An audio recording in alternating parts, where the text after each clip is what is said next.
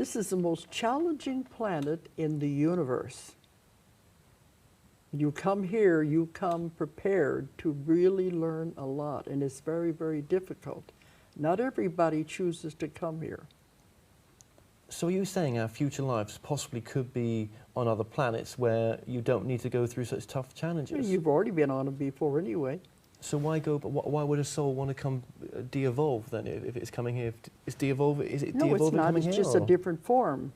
They learn a lot by coming here because it is so challenging. There's so much you have to learn that it's very hard. They said they greatly admire anyone who takes on the Earth's challenge. You have to be very brave to So I come here. suppose sometimes you might want a break from coming back here. Where would you go? The resting place. So I've written books on the spirit side and what it's like over there and all the places you go to, what it's like to die and where you go. And the spirit side is beautiful, and you go to the level that your vibration and frequency resonates to. So hopefully when you go back, you'll go a little higher each time. But there's beautiful, wonderful places over there.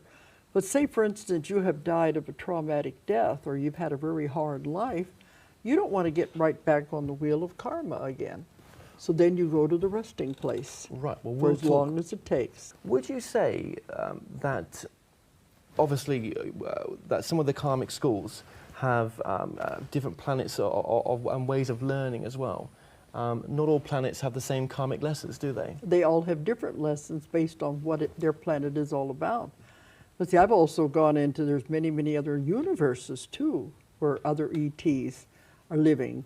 And some of those universes have different laws and different responsibilities and different things. We're just knowing about Earth. We have no idea of the enormity that's going on out Now, there. how do you get your head around that? Different universes. Different universes. Wow. Okay. And again, with different laws and everything? Oh, yes. Yeah. Some of these universes have planets that are square, oblong. They'd have orbits that are elliptical, or they do loop-de-loop. And I kept saying, but that doesn't follow the law of physics. They said the law of physics on this universe. Right. But other universes have totally different laws and rules, as well as karmic, as well as what the beings go through.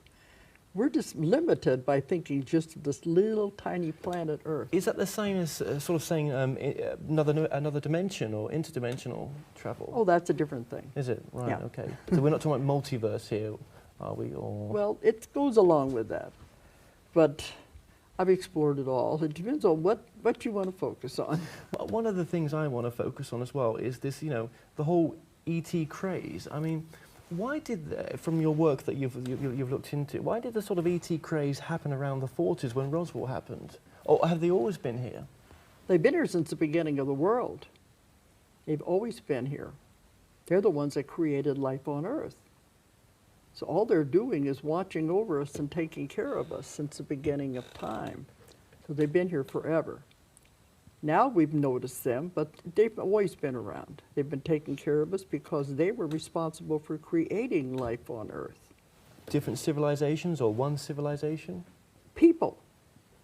They created people. And then they had to help as the species developed.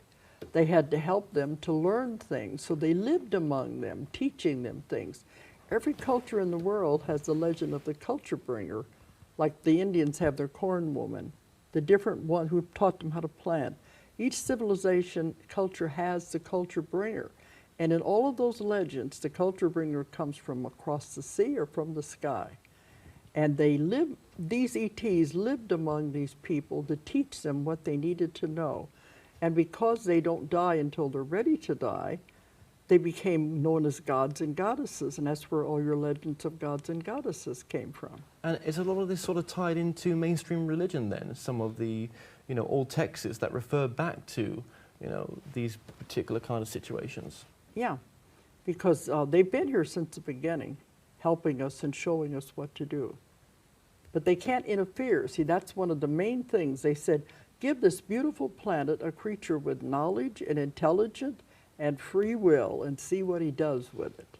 We're the only planet in the universe that has free will. But how can you create free will? I mean, they give us free will to see what we were going to do with it. So the free will in the sense of, you're saying our free will is that we believe we're alone? No, we believe we can do anything we want. That's free will.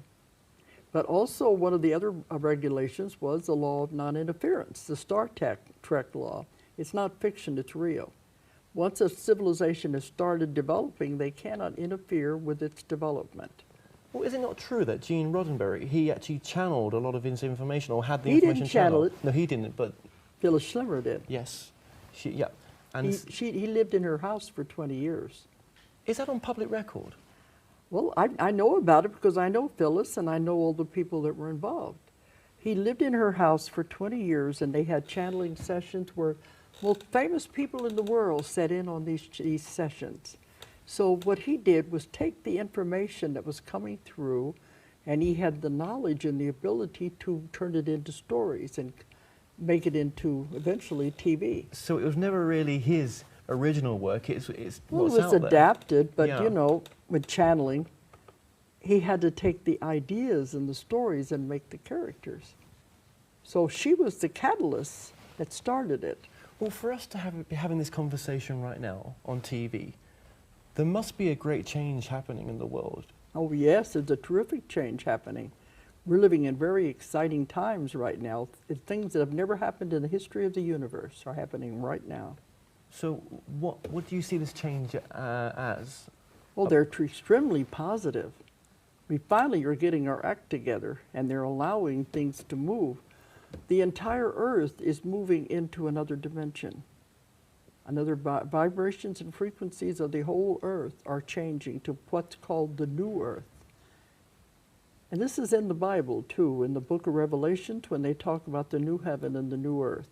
It's just that it's happening right now. And what are these changes going to be once they've happened? I mean, is the economy part of the change? Oh, economy won't matter at all. Well, the collapse of the current economy, I mean, is this part of this big change that's going on? You call it collapse, and we don't. It's that the world you're living in, okay. It all depends on what world you're focusing on. What world are you focusing on? The positive.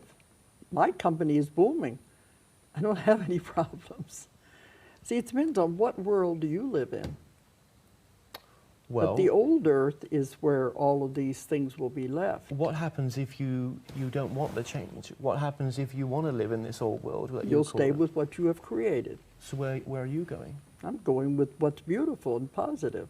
Okay, so there's not people aren't leaving the planet as such, but there is a conscious Two shift. planets. It's separating into two. But I thought that's what you meant, yeah. The old earth and the new earth. Not a physical separation. Yes. But you won't notice anything has happened. So are you talking about, like, for example, like a dimensional shift? Where some of us, we're not going to know the shift's happened. Into another dimension. It's happening now. It started in 2003 and it's happening right now. We are moving into the new earth. And people don't even notice. It's not going to just be bam and you're there. It's a gradual thing. It's been happening. Do you think people are going to are finding, should I say, this change quite testing right now? Well, you're going through a lot of things to see. Main thing is getting rid of the karma. You're going through a testing time. Do you want to stay with the old earth? Do you want to stay on the wheel of karma? Or do you want to move on where there is no karma in the new earth?